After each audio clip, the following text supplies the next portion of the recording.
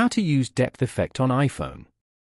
To get started, first of all go ahead and swipe down from the top left of the screen to open the notification center. From here, press and hold anywhere on the screen to enter the wallpaper customization mode. You will now be able to see all of your saved wallpaper collections in a carousel view. Now, swipe to the right and tap on the plus icon to add a new wallpaper. Here, go to the top panel and tap on Photos to choose an image from your personal gallery. From here, select the photo that you want to set as your wallpaper.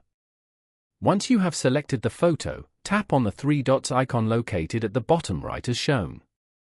Here, a menu will pop up where you can enable or disable the depth effect feature by tapping on it. The depth effect creates a visually appealing layered look by placing the subject of your photo in dimension to your lock screen. After you're satisfied with the setup, tap on Add at the top right corner.